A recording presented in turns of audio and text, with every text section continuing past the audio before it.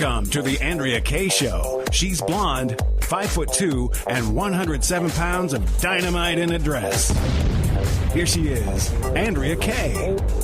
Good evening and welcome to the Andrea Kaye Show. This is day 2, part 2 of the weekly Andrea Kaye Show. Glad to have you all here with me tonight. Coming to you from beautiful San Diego, California in the AM 1170 KCBQ studios. And sitting in the booth with me tonight, well, almost in my booth, kind of close to my booth, actually in his own booth, kind of got a dynamite. I'm nearby. You're nearby. Exactly. Is that a dynamite-proof glass booth? I hope so.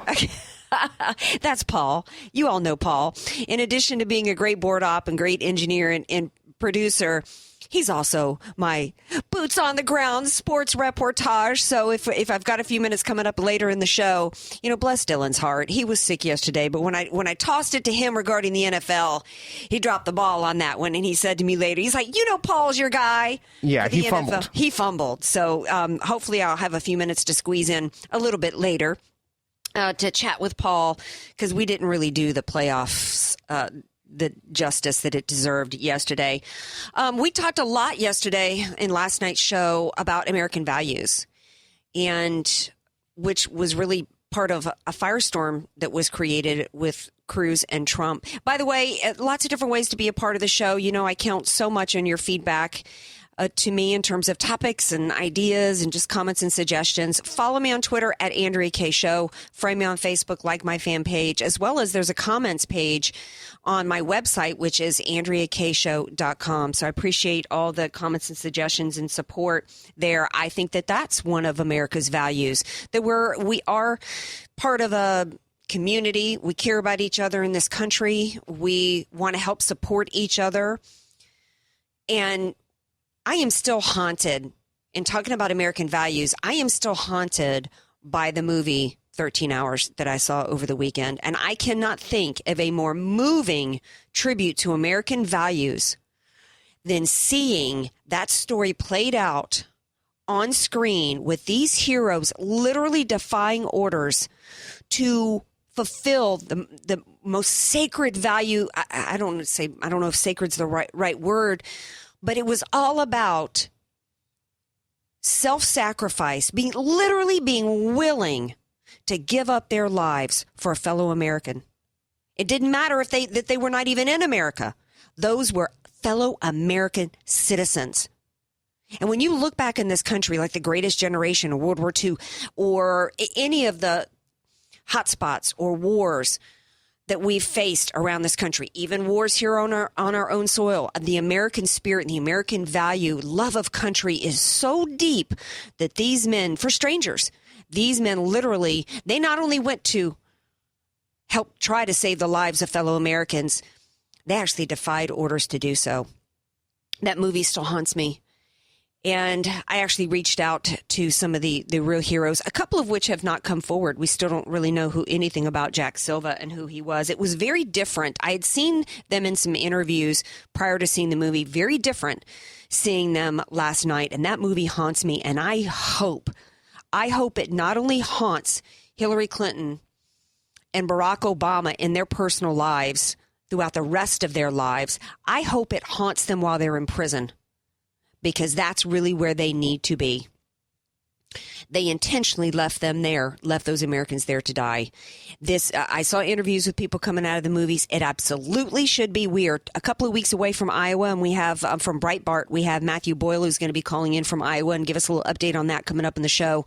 And I'm really hoping that the American people, I'm absolutely pretty much convinced, barring some unforeseen whatever, that the Republicans are going to win the presidency in the general election. I mean, you look at historically, and the American value is in this country, talk about values, is once a party's had a couple of terms, a couple of cracks at it, especially a party that's had such dismal results. We're going to get into some economics throughout the show here, that typically the American people go, you know what, you had enough time.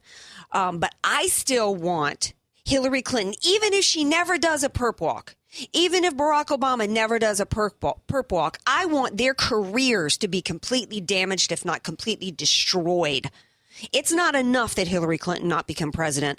I want her to pay more for that. But one of the things that I didn't get into with the movie yesterday, because I wasn't really sure how appropriate it was, and it was kind of a pebble in my shoe, kind of niggling at me. And if you're just tuning in, this is the Andrea Kaye Show on AM 1170, The Answer.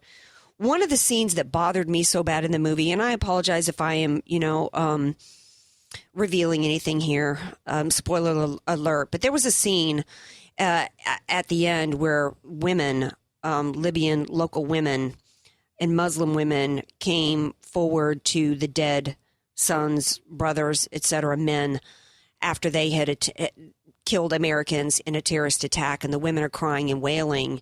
And I actually childishly pretended to throw a hand grenade at the screen at these women. Because quite frankly, as much as we talk about in the Republican Party and conservatives about Islam being a political system with a religious component that subjugates women and children, in many ways, the women are actually part of the problem. They participate in this. We have women like in Paris that are strapping on and in Israel. And oh, by the way, we've got David Weissman who's going to be calling in, giving us a terror report from Israel. Women who actually strapping on suicide vests. We've got women. It's not the men necessarily taking the 8-year-old girls down to be tortured under the act of female genital mutilation. It's women participating in that. And isn't it the women, the hand that rocks the cradle? Don't women still have some say-so, some control, if not anything but emotionally, in raising the children and helping create them for who they are? There's certainly a responsibility there. Some people could say, well, they're oppressed or whatever. You know what? There is no way that as a Muslim woman that any man could survive the honor killing of one of my daughters. It wouldn't happen. So there's a real problem culturally with that. But that's what Obama and the Republican Party are seeking to bring here, as though, there's a possibility that these people can assimilate into our society. Not only can they not assimilate into our society, and top of importing this culture that can't and won't assimilate into our society, that's the best case scenario. The worst case is that they want to completely destroy us. And on top of all that, now new reports have come out getting into some of the economics here. There's financial assistance, not just in the form of giving them food and clothing. I mean, these are people coming here with no skills, people coming here can't speak the language, with no desire to assimilate, can't, because this is a political system. On top of all that, we now have, through the federal government, through something called the International Rescue Committee, is going to be giving special low-cost loans to help them start businesses here. The business of what? Replacing the Constitution with the Quran? It's meant to, quote, help refugees access credit affordably and move up the economic ladder. Shouldn't we be doing that for Americans? Shouldn't we be doing that for our veterans who are returning? We even have reservists who go and spend years now in these battlefronts like Afghanistan and Iraq and come back and don't have their jobs anymore. But no, we want to import Islam here. That's what the federal government's doing. Let's import in Islam here and give them loans. And the only thing, you talk about the housing bubble that the liberals created with their mindset that everybody's got the right to own a home and giving really expensive loans to people who had no capacity to pay it back. How are these people qualifying for these loans? Strictly on their immigration status. And Paul Ryan's on board with this. $17 trillion in debt, and we're importing Islam into this country, and the taxpayers are providing them low-cost loans to do it. And on top of it, it involves training, technical assistance, business plan development, management, bookkeeping, etc. So the free market, what was supposed to be the free market capitalist system here that made us the greatest, wealthiest country in the world, is now being handed over to Sharia, basically. It's the Sharia marketplace. And what do we also know about what's going on with these refugees? We know that there's mass rapes. We know right today, I don't know if you guys saw any of the footage that came out of the British Parliament that was actually argued over whether or not to keep Donald Trump out. Look at the irony of this. The British, because this is what America wants here. There's a reason why Barack Obama, after Benghazi, scapegoated the First Amendment. There's a reason why after San Bernardino, the Justice Department with Loretta Lynch scapegoated the First Amendment. They want what's going on over there in Britain right now. What's going on over in Britain? They literally argued to keep Trump out. Why? Because he said some words they didn't like. Meanwhile, they've already got over there what Obama's trying to do here. They've already opened up their doors and imported in people that are just roaming all over England and Europe, raping and murdering and setting up shadow governments. That's okay. That's acceptable. What's not acceptable is to speak out against that, which is all that Trump was trying to do. We have more reports about refugees here already in this country. 5 Muslim men are behind bars today after they brutally raped an elderly woman. How did they even get access to this elderly woman? She comes outside and sees all these people in a kerfuffle and helps make peace. They invite her in for some lemonade, Bill Cosby style. Then she wakes up and she's been so raped and so she's in a puddle of blood with permanent lifelong injuries. That's what they're trying to import here. And I wonder if these guys are in line to get a loan from the federal government. It's crazy. We got to get control back with some voting at the booth and get the right person in office. Hey, when we come back, we're going to take a break. We're going to talk, speaking of that and getting the right person in office, we're going to talk to Matthew Boyle from Breitbart, who's calling in from Iowa. Because, see, we're just 2 weeks away from the first primary in Iowa. Don't change that dial, folks. This is the Andrea Kaye Show on AM 1170. Be sure to follow Andrea Kaye on Twitter at Andrea Kaye Show and follow her on Facebook and like her fan page at Andrea Kaye, spelled Kaye.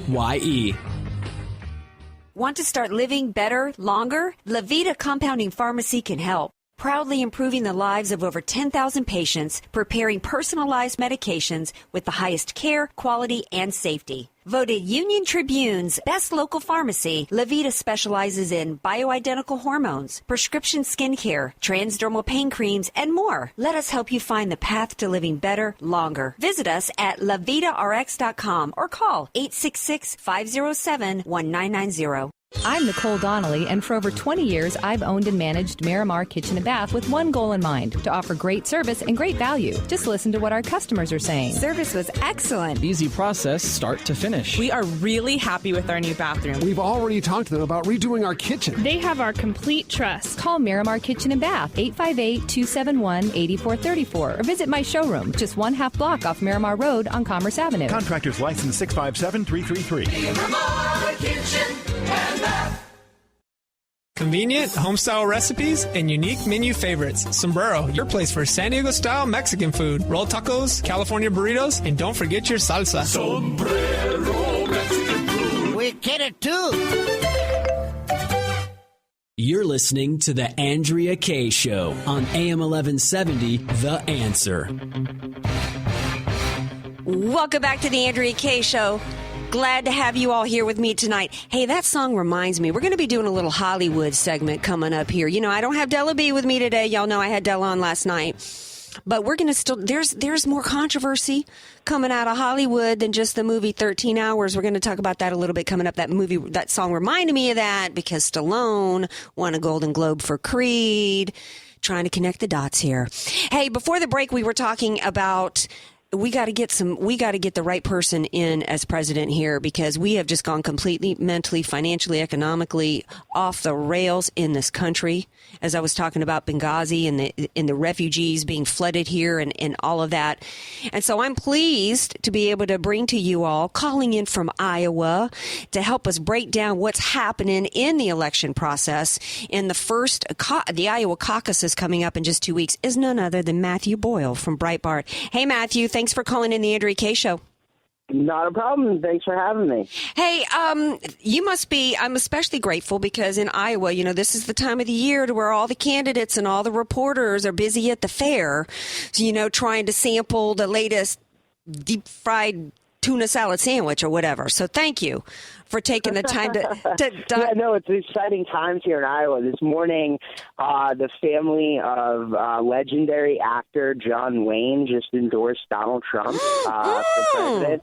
And so Aisa Wayne, John Wayne's daughter, came out and endorsed Mr. Trump, and Mr. Trump walked through how he's very thrilled and honored to have gotten the endorsement at a press avail inside the Birthplace Museum in Winterset, Iowa.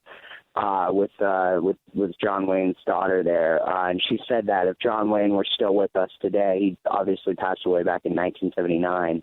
But if he were still with us today, he'd be standing right there with Mr. Trump. So, wow, the Dukes family back in the Donald. Yep. Did she say why? She said that we need a strong leader and somebody who's going to be able to kind of turn the country around and kind of get us back on track. Mm-hmm. And so, and look, I think that, there's a lot of similarities between what we saw out of John Wayne in the movies over the course of the 20th century and the tough guy mentality that we're seeing out of Donald Trump on the campaign trail. And so I think that really resonated with the Wayne family, no doubt about it. And that's why they're standing with him. Yeah, America's looking for a Rooster Cogburn. That's what I think. Hey, all eyes supposedly this morning were going to be on Sarah Palin and whether or not she was going to be back in the Donald. What do you know about that? So later today in Ames, Iowa, about an hour away from the Winterset event, and I'm on my way over there right now around 4 or 5 o'clock Central Time here. The Donald Trump is going to be doing another big event, which he's going to have a very special guest. Now, everybody thinks that it's going to be former Alaska Governor Sarah Palin, the 2008 vice presidential nominee, who gets behind him. They've been kind of cryptic at this point as to whether or not it will be Palin.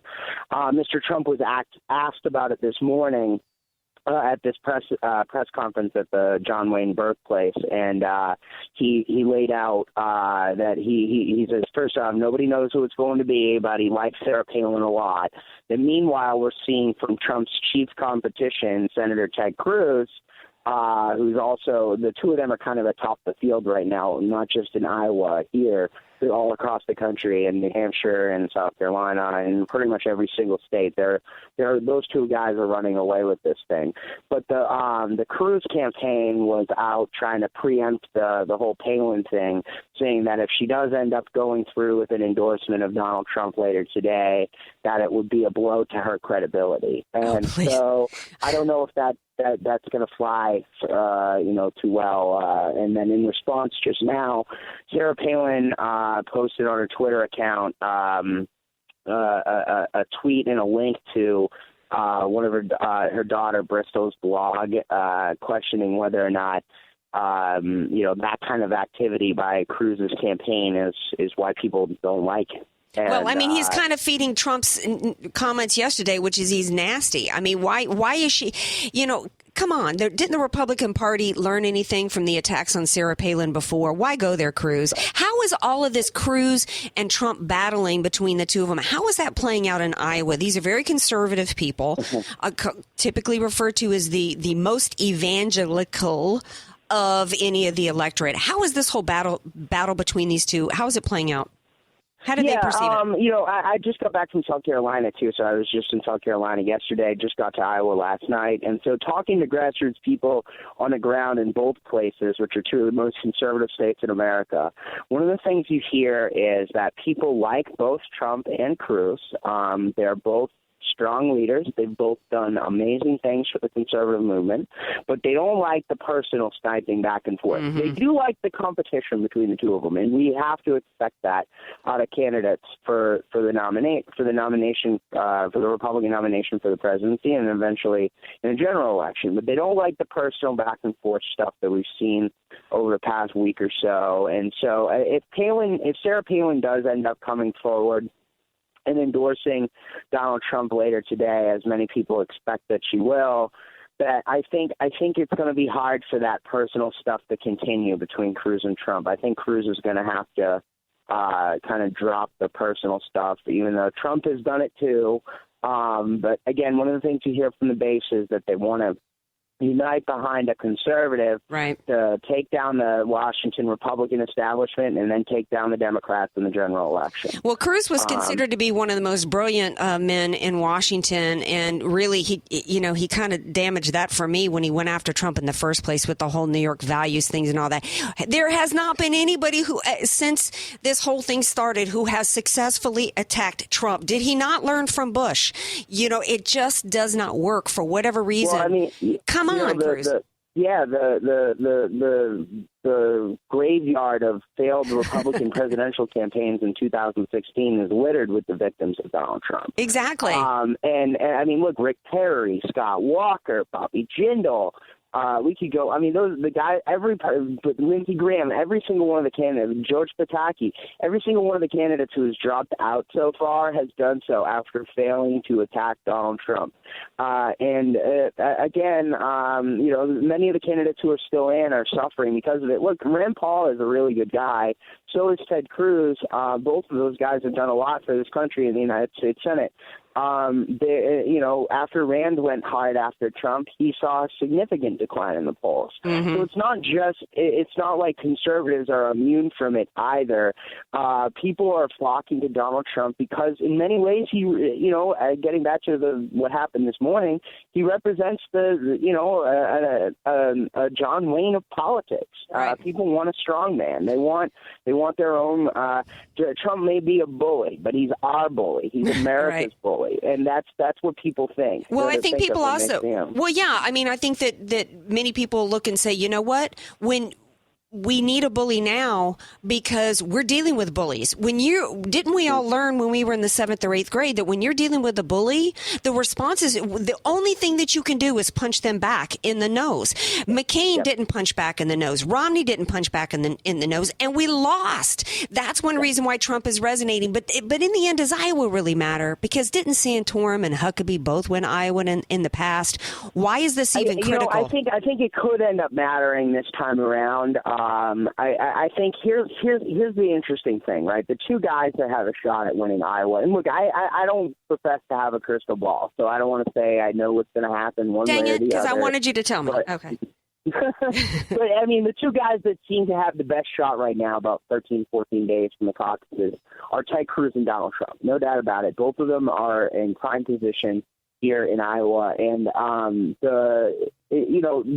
both of them, unlike Huckabee and Santorum last time around, have sophisticated national campaign operations.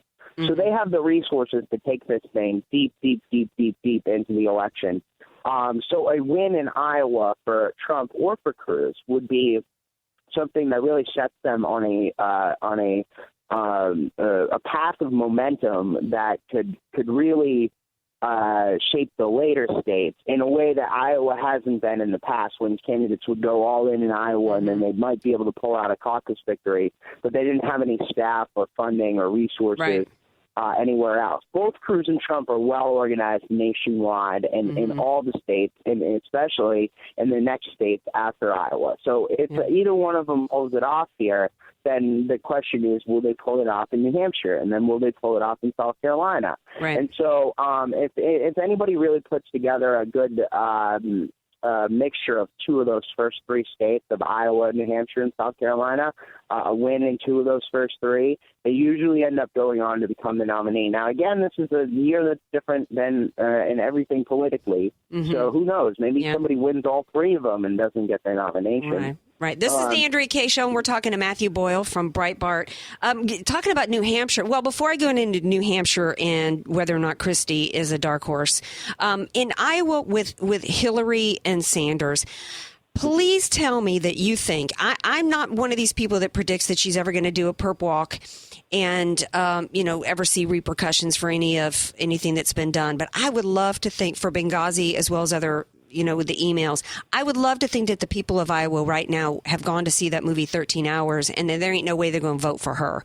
Well, yeah, actually, Trump is rented out a theater and is giving away free tickets to show off the 13 Hours movie.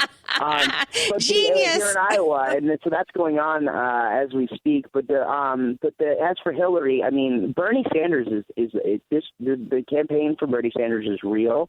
It's mirroring what President Obama did back in 2008. Remember back then, everybody thought Hillary Clinton was going to be the Democrat nominee in 2008. That's true. And then all of a sudden, here comes this guy out of nowhere, Barack Obama, and he won the nomination in the White House.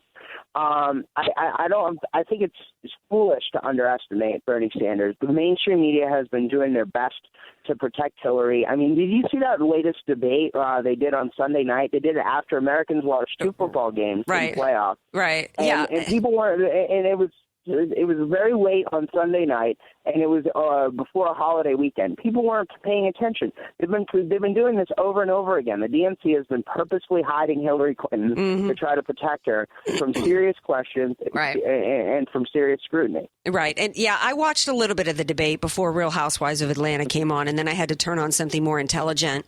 But getting into New Hampshire, you talk about coming out of nowhere. Some people are saying Christie. That Trump and Cruz might be canceling themselves out. Have been trying for a very long time to push Marco Rubio, who they know they can trust in the Washington donor class establishment because of his work on the amnesty bill with Chuck Schumer and those guys. But Christie is somebody who is gaining momentum, no doubt about it. He in the establishment lane. He may end up being a dark horse in New Hampshire, and there's a lot of talk here in Iowa too that Christie could finish in the top 2 or 3. Well, that'll be interesting. Now, last question for you. You had an article that was at the top of Drudge yesterday that had to do with the GOP giving NBC the high heel in the forehead. What was that about? So after the CNBC debate in Colorado last October, which obviously John Harwood, the co-moderator there, did a horrendous job. He was roundly panned by everybody for a horrible job moderating the debate. The RNC started off by suspending NBC's plans to moderate the February 26th debate in Houston, Texas. And then officially yesterday, the RNC's debate committee voted unanimously on a conference call with Chairman Priebus. They voted unanimously to extricate NBC's involvement in that debate entirely. So they had been just suspending it, and NBC had been hoping that they would be able to negotiate and somehow reattain the moderation of that debate. Now, this is significant because CNN ended up getting the debate. And CNN's done a pretty good job. I have to say, hats off to those guys. Jake Tapper and Wolf Blitzer did a great job with the 2 Republican debates they've done so far. Yeah, and everybody's been talking today about Tapper throwing that question out at Hillary.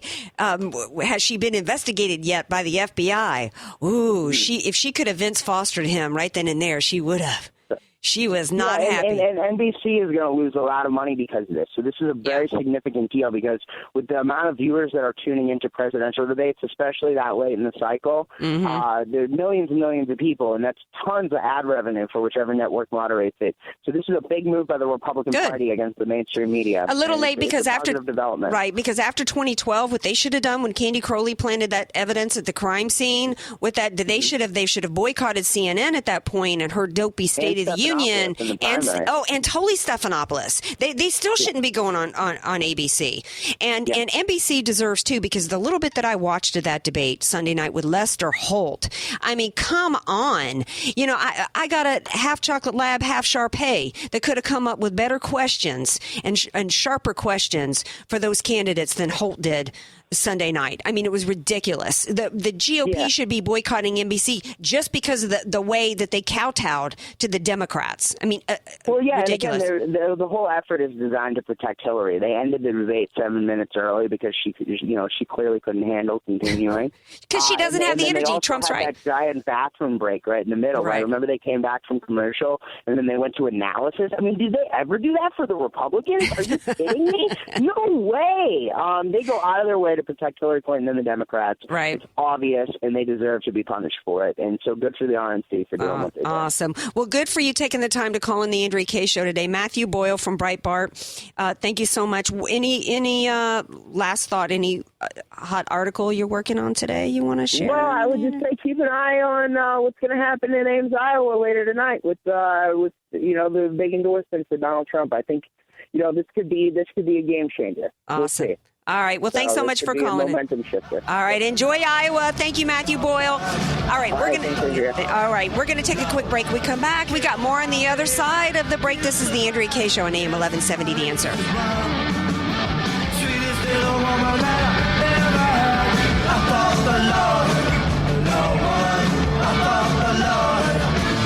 Want more Andrea Kaye? Follow her on Twitter at Andrea Kaye Show and like her Facebook page at Andrea Kaye, spelled Kaye. Convenient, home-style recipes, and unique menu favorites. Sombrero, your place for San Diego-style Mexican food. Roll tacos, California burritos, and don't forget your salsa. Sombrero Mexican food. We get it, too. Do you struggle with the day-to-day management of your business? Proteus takes the pain out of the business process management by providing you a complete system for efficiency, automation, continuity. Proteus is business solution that wraps itself around your business and grows with you. Gone are the days of multiple programs and systems for sales, inventory, customer management, and financial reporting. Proteus serves your business every day, all day, and revolutionizes the way you do business. Visit us today to see how Proteus can assist you. Online at www.proteuserp.com or call today 877-749-3533.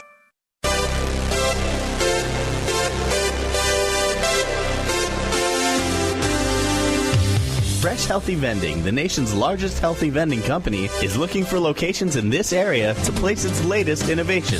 A fresh, healthy micro-market at absolutely no cost to your business. A fresh, healthy micro-market is like a mini health food store for your office break room. Choose from breakfast meals, fresh salads, wraps, hot meals, smoothies, cold-pressed juices, and more. All at a convenient self-checkout kiosk. Now you can offer your employees exactly what they want. All natural, healthy, fresh, and organic foods. Fuel productivity and creativity, decrease absenteeism, and increase morale. Fresh Healthy Vending is offering the first 20 offices that sign up $250 cash and 15% of the net profits each micro-market generates each month. For free information about this exciting and healthy opportunity, visit freshandhealthy.org to request your free machine. You're listening to The Andrea Kaye Show on AM 1170, The Answer. Welcome back to the Andrea Kaye Show. Glad to have you all here with me tonight. Interesting choice of songs there, Paul. Before the break, he did a song about the law. I fought the law and the law won. Well, I am hoping that the law is going to win against Barack Obama. I'm not necessarily completely hopeful because the same Supreme Court that's going to be hearing this case is the same one that decided that Obamacare wasn't a tax and ordered it to consider the case ripe and subject to hearing, and then turned right around and said that it was a tax and therefore okay to perpetrate on the American people. So I'm really without a whole lot of confidence in SCOTUS at this point, but they are going to hear a case that was decided by a lower court. They're going to hear a case about Obama's executive orders. Earlier in the show tonight, we were talking about the refugee situation and bringing Obama has just decided that he is the law. He is above the law. He makes the law. That it ain't about the Constitution anymore. While he swore to uphold the Constitution, he's decided, Mr. Constitutional Lawyer, smirky, I used to teach this stuff. Well, you either don't understand it or you don't care about it. And I think we know the answer to that. The Attorney General for the state of Texas said that hopefully SCOTUS recognizes the need for separation of powers. The court should affirm what Obama already said 20 times. On 20 different occasions, Obama said that he cannot unilaterally rewrite congressional laws and circumvent the people's representatives. And that's exactly what he's done. And worse, he's done it to bring in more people like the refugees I was talking about earlier that drugged an elderly woman and raped her. We've got more of that ideology was found in mass graves that were filled by ISIS. Children. Now, Obama pretended to shed some tears for some children who were horrendously murdered in Sandy Hook, but he has never shed a tear. In fact, he's never spoken out against the Holocaust that's gone on against Christians and Yazidis over there. Children hung on crosses, children decapitated. No, what has he done? He's criticized Christians and defended Islam, so much so to where he said the future does not belong to those who slander the prophet. That's who he's bringing here. So SCOTUS, do your job. And we also need a Republican president who's going to come in and do his job. And maybe it won't be too late for a Republican to come in and do something to stop this Iran nuclear deal before it's too late. We're finding out today that the American hostages, this was not a prisoner swap. The Americans were not justly held over there. They were not convicted properly in a free court of law for crimes. They were hostages held for ransom, tortured while they were there. And that's who John Kerry thanked for helping our sailors. Helping our sailors? You mean the Iranian government who helped themselves to our sailors' SIM cards in their phones. That's who Barack Obama is bringing here. It's like an old friend of mine always said, look around at the people you're with and that will tell you who you are. Those are his people. But Hillary says she's going to bring the country together right before in the debate Sunday night. I know none of y'all saw this, so I'll tell you about it. Right before she decided to accuse white people of implementing white terrorism. We have a real race problem in this country now. I talked on last night's show about how we need somebody to unite us. It ain't you, Hillary. Not when you're calling white people racist. Not when you're saying stuff like 1 in 3 black men go to prison. And, if this was happening with white men, we'd be doing something about it. Well, what did the Democrats? If you're arrested and go into prison, whose fault is that? It's your fault. Maybe 1 in 3. First of all, the stats are considered to be wrong with that. But let's say it is 1 in 3 black men. They're committing the crimes, right? Governor O'Malley went on to say the solution for him in his state, what he did was one of the things he did to keep fewer black men from being arrested and put in prison was he decriminalized marijuana. There's something wrong in your community when the way to keep your people out of prison has to involve removing criminal codes from the statutes. You got a community problem. But Hillary Clinton's not going to tell you that because she wants your votes. There is a war. Here we are a day after MLK's holiday.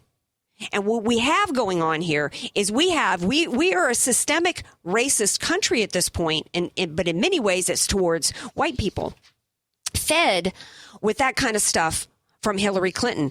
In the Portland Community College, I don't know how far this is, by the way, of the community college up in Oregon to where a Muslim came in and demanded to know whether or not people were Christians before he shot them. But they've decided that April is going to be Whiteness History Month.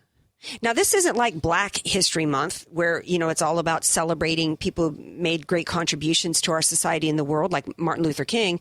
Oh, no, this is about It's called Whiteness History Month, Context, Consequences, and Change. It's a, quote, multidisciplinary, district-wide educational project examining race and racism through an exploration of the construction of whiteness, its origins, and its heritage. Whiteness does not simply refer to skin color, but to an ideology based on beliefs, values, behaviors, habits, and attitudes, which result, here it is, in the unequal distribution of power and privilege based on skin color. The website goes on to say that this is not a celebratory endeavor, of course not. Like Heritage Months, it's an effort to change our campus climate.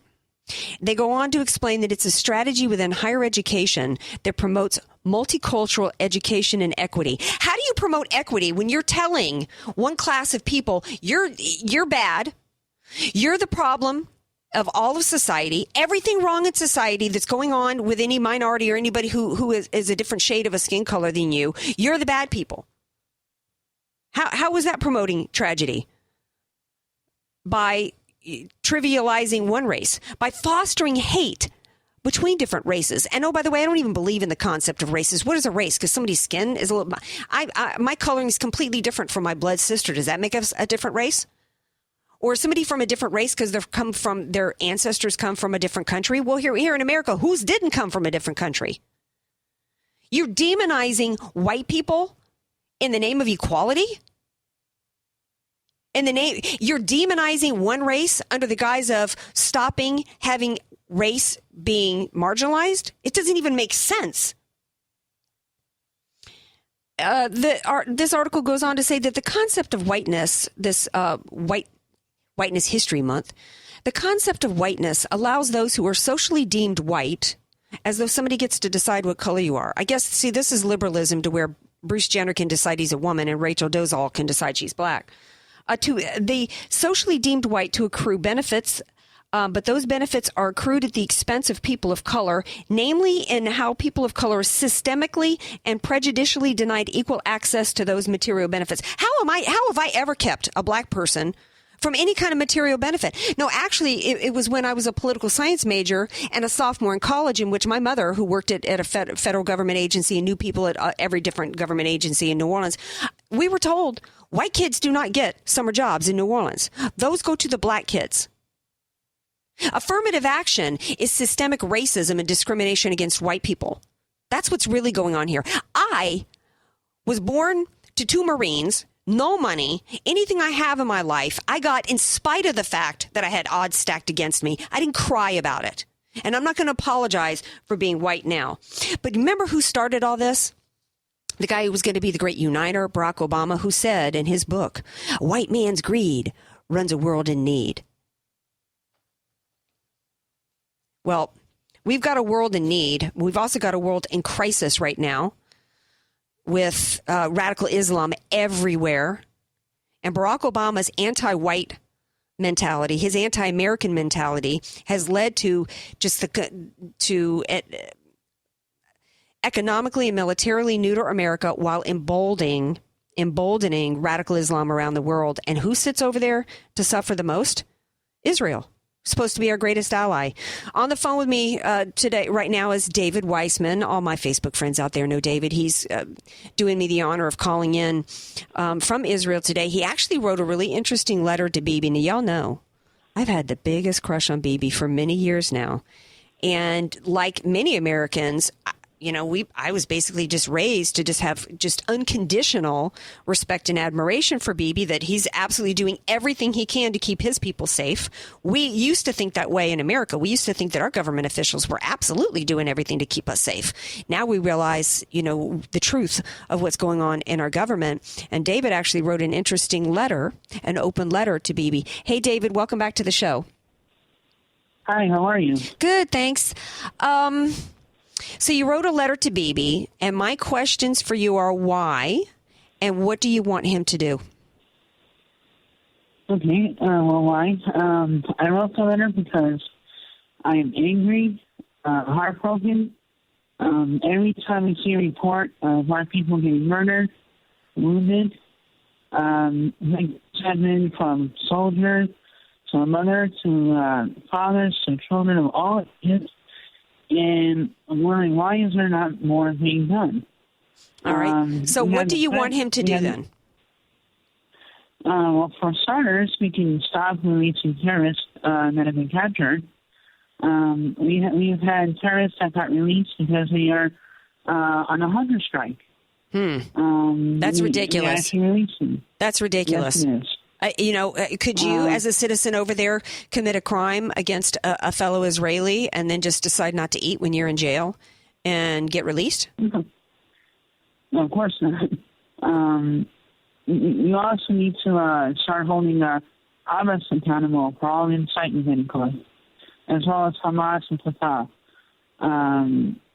Did you know? More that they can do. Yeah, there is more that they could do, just like there's more that we could do here. And I don't know how much of what's happened over there. Israel is such a free society, open to people of all faiths, all belief systems.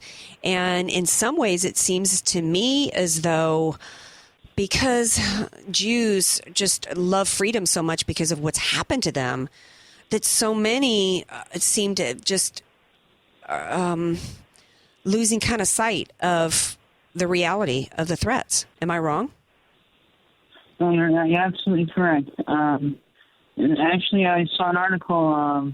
Bennett is actually saying that when our witnesses and our leaders actually being complacent. And it's true. The Republican Party right now seems to be leaning towards the left wing than it's normally a right wing party. Right. Well, keep us posted on whether or not you get a response, and tell everybody where they can read more of your work. Yes, I'm writing for the Dispatches of the Conservative Underground, and you can follow me on Facebook, and my Twitter is at David Weissman 3. Awesome. Thank you so much for calling in, David, and you stay safe over there. You know I worry about you. Thank you. I definitely will. All right. Take good care. Talk to you soon. You too. Okay. We really need people of good faith and goodwill. It's kind of shocking to think that in Israel, where they've been the subject of so many terror attacks that we're just now starting to experience here, would not be doing everything. But, it can be overwhelming to government officials. It can also be a situation to where, and this is what Americans here need to understand, part of the big argument right now is, we've got so many Americans that are Muslim and they're not causing any problem. How can we deny them coming here? Once you allow your society, the fabric of your society and its traditions, be compromised with other cultures and other ideologies that are incompatible, then you stand to be completely taken over. Because there's the argument, well, we've got citizens of this same belief system and they're not causing any problem. So the problem is not their belief system, when really it is. And we need to be courageous enough, like Nani Darwish said, we need to be courageous enough to name our enemy and its location. We actually had someone, I can't remember who the individual was, but I think it was somebody from Hamas actually was invited to the State of the Union address. I got to shift gears and get into a little bit more economics, because that is going to continue to be something that many Americans vote on just as much as terror. And ridiculous, some of the stuff that was coming out of the mouths of the Democrats on the stage. Let's talk about how we're the wealthiest country in the world and then seek to try to destroy the very system that made it so. One of the things that makes my head explode is we have 94 million Americans out of work out of 300 million, yet both parties are continuing to talk about a 5% unemployment rate.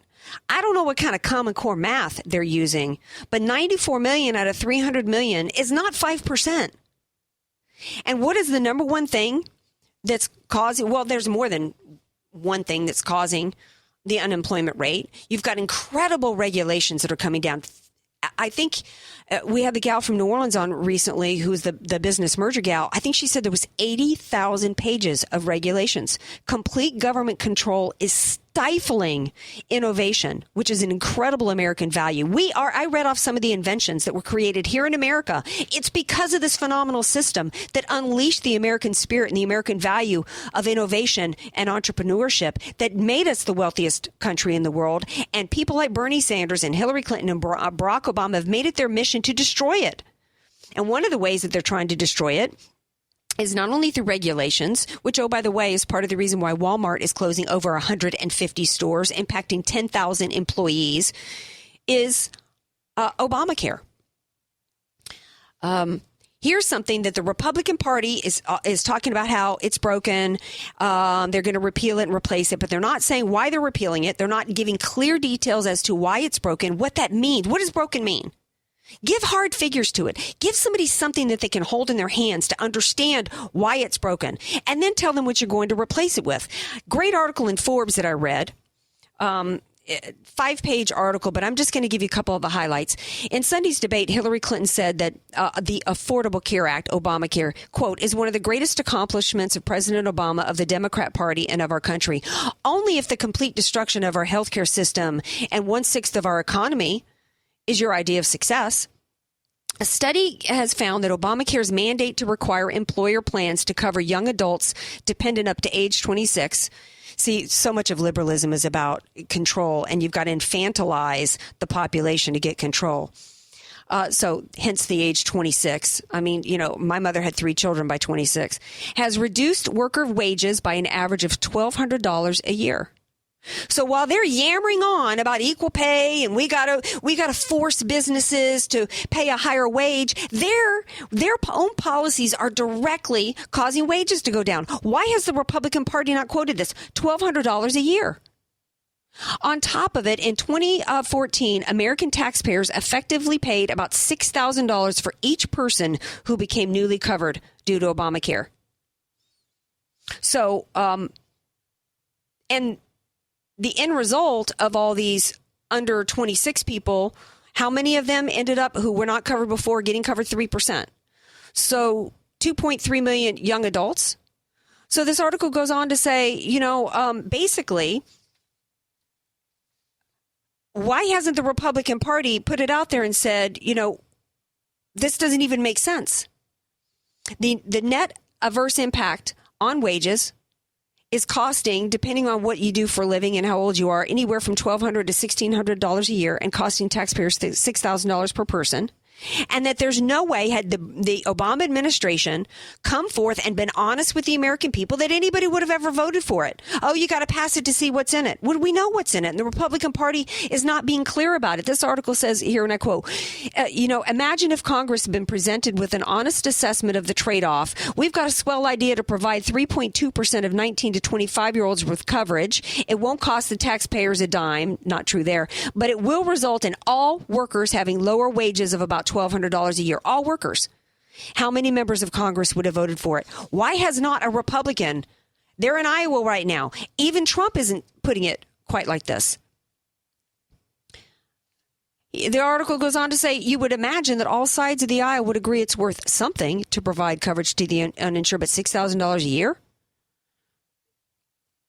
The Republican Party needs to get really clear and simple with some of these economic things. Another idea that Obama's come out with, liberal control mandate, is that he's come up. We were talking about this after his State of the Union address. He's decided to include a wage insurance scheme in the budget that basically, anytime if what this is about is somebody loses their job and then they get their next job pays them less than the previous one did. Well, whose fault is that? Suck it up. Get a cheaper car. Cut your cable bill. No, Barack Obama's idea is to make the taxpayers cover the difference. He says it's called the wage insurance plan, and it would replace half a worker's lost wages up to $10,000 over 2 years for those earning up to $50,000. He, quote, displaced workers making less than $50,000 who were with their prior employer for at least 3 years would be able to leverage these resources to help them get back on their feet and on their way to new careers. This is so typical, government. Making less than $50,000? Well, why not $51,000? Why not $25,000? It's so arbitrary. Why not $75,000? Because with this government, you can't hardly live on anything under six figures. And why 3 years? It's so arbitrary. It's just such liberalism. And who's going to pay for this? Fellow taxpayers. How is it Paul's responsibility to make somebody whole because they switch jobs? Maybe somebody's taking less money in their next job because they decided to switch careers, to pursue some other path for whatever reason. How is it Paul's responsibility? How is it my responsibility? There's no such thing as government money. And no such thing as free.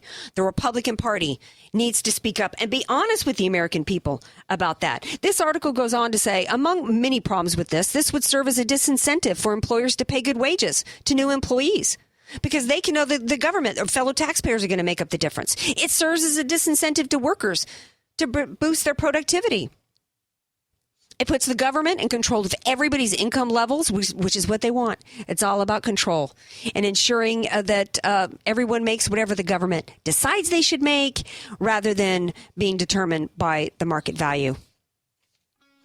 It's really clear who's got the better policy and the better plan for America. It's the free market capitalist system, and I'm not hearing the Republicans do a really good job of selling it. Hey, we're going to take a break. When we come back, we got more of the Andrea Kaye Show. On the other side of the break, we're going to talk a little bit of la-la.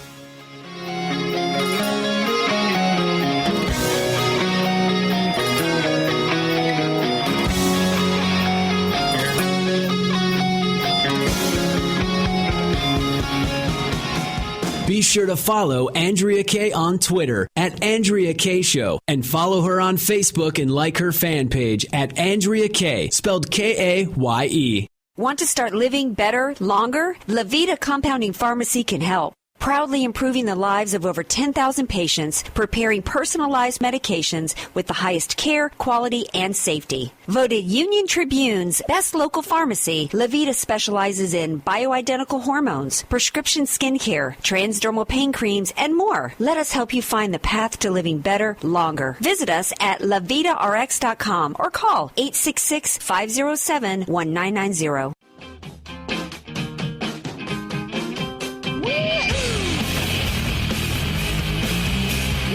Welcome back to the Andrea Kaye Show. Glad to have you here with me. I don't know where this hour went, but I got to close. I got to give a hat tip as I close today to Aunt Viv. One of my favorite sitcoms was The Fresh Prince of Bel-Air. I love me some Will Smith. At least I used to love Will Smith until he and Jada Pinkett decided to come out and boycott the very industry and system that has made them fatter than Jay-Z and his lips, okay? She decided to respond to Miss Jada, who pulled a Malcolm X by saying that maybe it's time we pull back our resources and put them back into our communities. Really? Give me an Oscar nod or else? Well, Aunt Viv, she came back and said to Pinkett Smith, called her Miss Thing, and said, among other things, does your man not have a mouth for which he can speak? Because she's basically saying that Will is just mad he didn't get an Oscar nomination. She went on to say that you ain't Barack and Michelle Obama, and y'all need to get over yourselves. You have a huge production company that you only produce for your friends and your family and yourself. And she goes on to say, you know, some of us have got mortgages to pay. We got bills to pay. We have bigger blank to worry about than the Oscars. Hat tip to you, Aunt Viv. I'm thinking Aunt Viv may end up voting Republican. Hey, thanks for joining me on this hour. Thank you to Matthew Boyle for calling in from Iowa. Thank you, David Weissman. Thank you all for joining me here. Follow me on Twitter at Andrea Kaye Show. I'm on Facebook. Have a great week, everybody. Love you all. And go to my website, AndreaKayeShow.com.